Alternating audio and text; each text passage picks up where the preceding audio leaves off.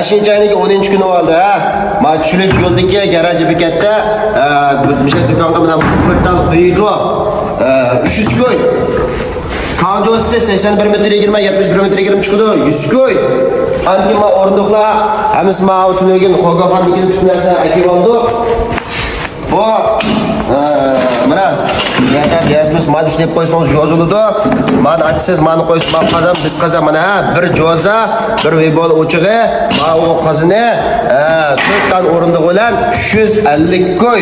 Mavsi, mana 160ligi, 180ligi 6 kishilik. Bu 550 koy.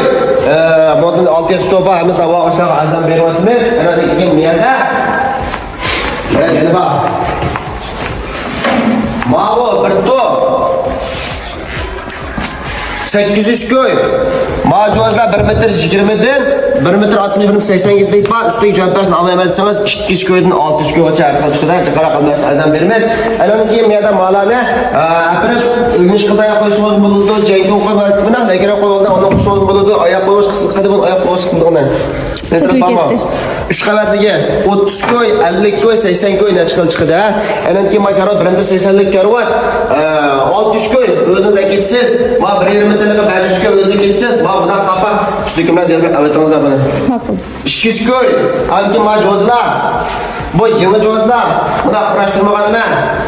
Buni biz bir yerdan yig'ib olganman. Bularni 150 koyda hemen almaysanız 100 koydan beryapmiz. Ayrandan keyin oyda girim üstellerine burun 750 koy.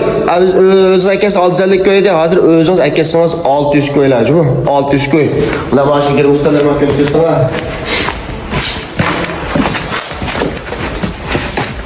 Maşında girim üstelleri 750 koy satqanıma hozir o'zingiz akasiz 600 koylar.